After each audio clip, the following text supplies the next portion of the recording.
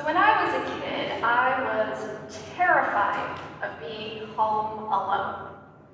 The latchkey kid, I would let myself into a big empty house after school because both my parents were away at work. My mom, a chronic warrior, had impressed upon me all the various disasters that would await me if I opened the door to a stranger. So my imagination ran wild. Every creak, noise, or thunk, ghosts playing pipes, like my imagination was going wild. On more than one occasion, I would crawl underneath my bed, dragging the phone as far as it could stretch its cord, because there were no cell phones yet, in order to call my mom to come home, because I swore something was in the house. I eventually grew too big to fit underneath the bed, out of this stage as well, but that fear of being alone, it goes beyond childhood. In high school, when I was in high school anyway, formal dances like proms brought both excitement and dread because tickets were only sold in pairs. You could not buy a single one. You had to buy a pair, meaning you had to find a date. Nowadays, kids can go in packs, groups, not just as couples, thankfully, but the pressure remains the same. You do not go alone. It is similar to going out to eat, to the movies. Now, I'm not talking about going to Chipotle, like getting yourself a burrito and sitting down by yourself to eat lunch. I mean like for a more formal, sit-down, nice restaurant experience, most of us feel uncomfortable going solo. Having the waiter come by your table and asking if you are waiting for the person to join you, well, it's hard to not become a little self-conscious about being alone. Going to the movies may be easier because the lights go down, you don't have to focus upon watching the screen, but the idea of being really alone can make people feel anxious. Perhaps this is why we've devised so many ways to avoid it. Even the appearance of being alone can feel threatening, which is why people instinctively pull out their phones and start scrolling or plug in their earbuds if they are waiting. If they're waiting for another person, or a bus, or even on an elevator. To be alone for even a minute can feel too long. The irony, however, is that even with all these distractions, many people still feel lonely. It is a true paradox that sometimes a person can feel most alone when they are surrounded by a crowd. Despite how busy we keep ourselves, one can still feel isolated and cut off from any genuine connection to another human being, which may make the spiritual discipline of solitude feel like the last thing you would want to engage in. But being alone is not the same thing as solitude. Being alone is not the same as solitude. There are plenty of times you are physically alone throughout the day, in your room, at the library, driving a car, but the kind of solitude that we're considering today as a spiritual discipline, that is more a state of being. The 17th century French philosopher and mathematician Blaise Pascal wrote, "Distraction is the only thing that consoles us for our miseries, and yet it is itself the greatest of our miseries." He also remarked that all of people's problems come from their inability to sit quietly in a room alone. I think this is why solitude is such an important spiritual practice. It's an important one to cultivate because when we do not allow any space in our days, in our minds, in our hearts, our existence begins to feel shallow, unmoored, and empty. We long for something deeper and more meaningful, but the frenzy of activity that we run around in often leaves us more disconnected. And often when we do not create space to sit quietly with our whole selves, well, we end up making more of a mess of things, as Pascal suggested. So in today's scripture passage from the Gospel of Matthew, Jesus is literally driven out into the wilderness, as if solitude were a necessary part of the human experience. After fasting for 40 days, he is understandably famished, and it is at this moment that the devil comes to keep him company. And he whispers sweet temptations into his ear. "Turn these stones into bread to soothe your aching belly.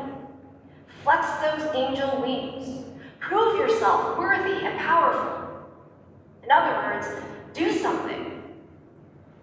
But notice how Jesus responds. He does not start running around making loaves of bread, taking miraculous jumps off the spires of the temple. Having spent a significant amount of time in solitude, he knows on a visceral level what is essential for his being, and he's able to recognize and sidestep a distraction when it pops up.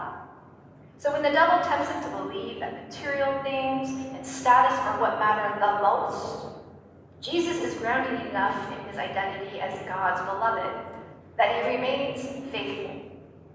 It is also where it becomes clear that he is never truly alone, that God's presence surrounds him. The spiritual discipline of solitude, it can do the same things for us if we are willing to cultivate the practice. So, Nate talked about how we're doing spiritual disciplines in the next month, and this is one of them that we encourage you to try out. There'll be others that we talked about to really grow your spiritual life. I think engaging in solitude is probably one of the most powerful ways to face our fears of being alone and our own inner demons. Because I think we all have that fear of being alone, and we have our own inner demons.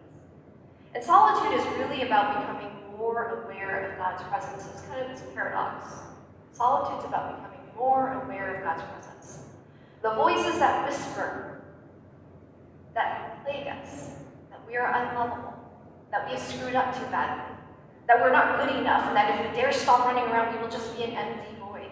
Those voices that make us want to hide under our bed, well, they begin to fade away when we engage in the spiritual discipline of solitude, because we begin to see, hear, and sense God's movement all around us. We realize that God has crawled down beside us and gently coaxes us to come out to the open. With enough practice, solitude paradoxically becomes a place where we most viscerally understand that we are never alone, that we are the beloved of God. So how do we begin? How do we begin to go solo? It's more than just being alone. One way to think about it is along the lines of bird watching. Is anybody a bird watcher here? All right, you guys are the pros, because I'll be honest, I've never done bird watching. But even though I've never done bird watching, I know that being quiet, being still are important. Am I right, my bird watchers? Like you're rustling around and being like, that's not really good bird watching. I know that's important so that you can look and listen carefully. Otherwise, you will miss the song of a bird or the sighting of one. So solitude, like birding, is not simply about being physically alone. It is about cultivating a quiet and stillness in your core being so you can become more aware. It's pretty straightforward, but deceptively challenging. Birders, right? Deceptively challenging. So on a pragmatic level, it means taking intentional and specific steps. Carve out a time in your schedule, like if you need to, write it down in your calendar. Set it aside for solitude. Find a space that is quiet, where you will not be interrupted, and rid yourself of all the distractions. Your phone, your Apple Watch, or whatever watch, your laptop, TV, etc. Whatever those things that tempt us, put those away. Then pay attention. Really pay attention to your thoughts, your feelings, your breathing, your body. Listen to what quiet sounds like. Right? Quiet actually has a sound. Listen to what quiet sounds like in the particular place that you've chosen, and then let all your senses open up. We have many senses. After spending some time settling yourself into this state of being, you might choose to meditate upon a scripture, or if you're near nature, focus upon God's creation and your surroundings. Open yourself to experiencing God's Spirit. This works best if you try it regularly. I would suggest starting once a week for 15 minutes. Then if that goes well and you've done it for a bit, increase it by another 5 minutes in a month. And as you develop this practice, I think it will become a necessary part of your week. You will begin to look forward to it, though maybe not at first. And when you finally do feel like it's become a rhythm, you might set a goal to go on a solo retreat for half a day. If you're daring, maybe a whole day. As you grow into this discipline, I think you will find that you will be able to engage it, and not just when you have to get away. It will be able to be something you can do in the in-between moments. When you first wake up in bed, maybe walking to class or even driving in traffic, even in a crowd. You'll become sensitive to God's presence and voice, of the reality that Christ is always with you no matter where you are. So, the Spirit is actually trying, we're going to do this right now for 5 minutes. Like I said, it's not just about being alone, because we are here together, but we're going to try a little bit of solitude for 5 minutes. And it may not seem like much, but for some of you, it will probably feel like an eternity. But in the next 5 minutes, I want us to practice feeling what it is like to become still and quiet before we're meeting. So if you need to, put a phone somewhere else that's not vibrating against you or watch. I encourage you to do that now. Get yourself situated. I mean it, we're really doing it. Put away the distractions. And as we do this, I want you to pay attention to the thoughts that run through your head. Pay attention to your feelings, what it is like to simply sit and be. And if you become uncomfortable, notice it, and then be curious and wonder why. Why is it that you're uncomfortable? And if your mind races from one thing to the next, just notice that. If you find yourself falling asleep, well, maybe think about the scripture passage that we have for today from Matthew 4, 1 through 11, because this isn't sleeping time. Sleeping is good, but not right now. Solitude is like a muscle, and it needs to be exercised to become stronger. So we'll get started right now. After 5 minutes, you'll hear the bell, and the music team will come. So here we go.